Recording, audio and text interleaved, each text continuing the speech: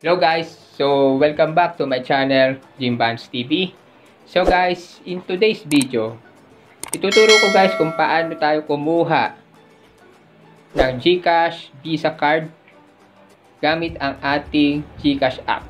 Okay? So guys, tuturuan ko guys kung paano. So keep on watching guys. So guys, first is click ko lang guys itong GCash app. Okay?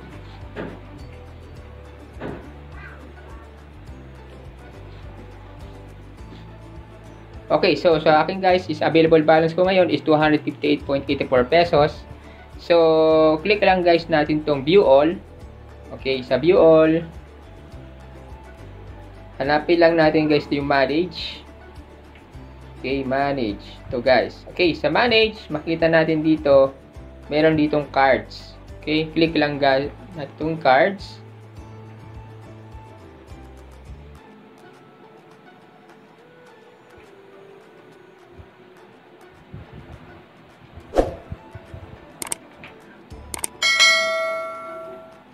Okay, click natin yan.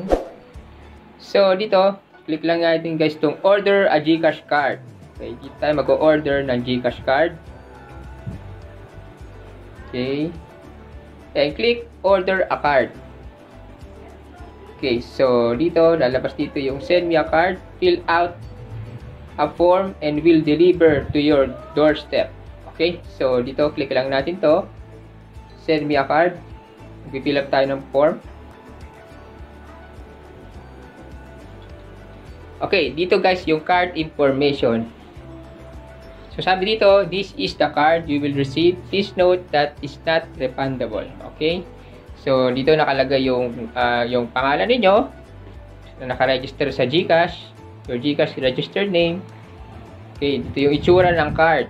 Okay? Once na dineliver sa atin yung card, ito yung maging itsura niya. Okay? Yung card na to, maganda talaga guys, no? So dito, GCash card, meron tayong 185 pesos. Meaning, may bayad to guys, 185 pesos. Ito yung 185 pesos. So, magbabayad tayo ng 185 pesos. Gamit ang ating GCash. Okay? So, click lang guys itong next. Okay, dito guys yung sinasabi nilang information, delivery information. So, ilagay lang natin guys yung recipient name. Okay? So, sabi dito, this is who will receive the card. So, sino yung makaka-receive ng card once na dineliver. Sino yung makaka-receive ng card. So, mobile number. Okay, yung mobile number. Kung sino yung makaka-receive ng card. Okay. So, yung owner. Okay. This where will contact you regarding the delivery. Okay. So, yung province. Okay, so province guys. Pwede kayong mamili dito. Nakalagay. Hanapin natin yung province.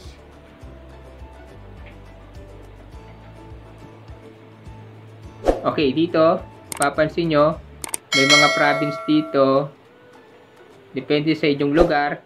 Pero kung nasa Metro Manila naman kayo, pwede nyo naman ilagay na Metro Manila. Like example dito, Metro Manila.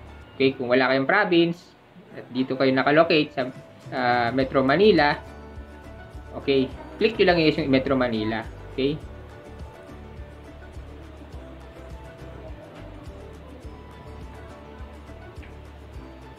So, dito guys, yung city of municipality, yung city,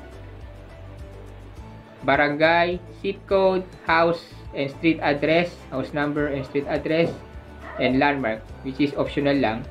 Okay, lagay nyo lang guys lahat ng information na hinihingi nila.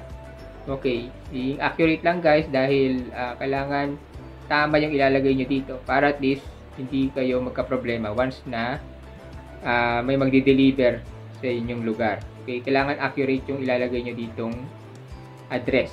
Okay, saan kayo nakalocate. Okay, so after nyan guys, click nyo lang guys yung I accept the terms and condition.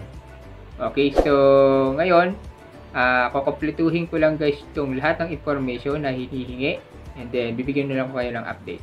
Okay? Okay, so after ko nilik yung terms and condition, ito na yung lumabas guys.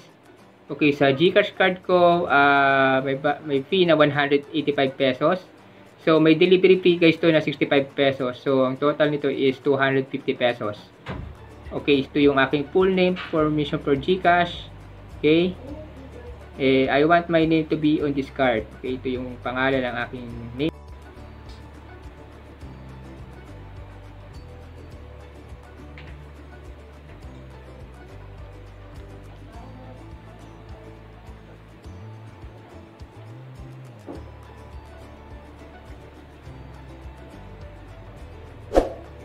Okay, dito na nakalagay is GCash 200, available is 258.84 pesos. So, ang babawas ko dito is 250 pesos. Okay, yung total is 250 pesos. Ito yung babayaran ko. Okay. So, after nyan, you click pay 250 pesos. Okay, click nyo lang guys yung pay 250 pesos. Okay. Okay, redirecting.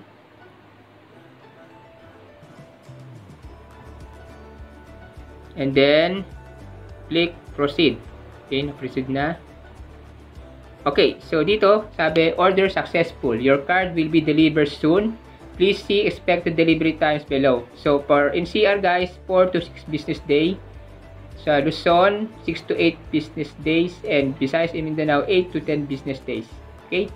So, ito lang guys. Okay? Pag nasa NCR kayo, mas mabilis. Kung nasa Luzon kayo, 6 to 8 business days. Again, Bismin and 8 to 10 business days. Okay? So, waiting lang tayo guys. Sa akin kasi nasa Luzon, sa NCR ako. So, medyo mabilis. Okay? So, click lang guys itong okay.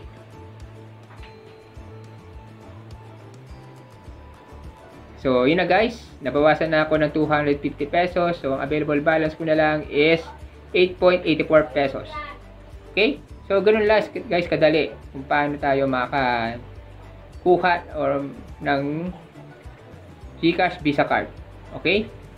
So, if you have a questions guys, please let me know. And then, sasagutin ako kagad guys sa mga questions nyo. Okay? So, free lang kayo mag-comment sa YouTube channel ko. So, sasagutin ako kagad guys. Okay? So, kung nagustuhan nyo itong video ito, please like, share, comment, and subscribe, and click all notification bell button para updated lahat kayo guys sa mga vlogs ko. Thank you guys, and God bless. Stay safe. Bye-bye.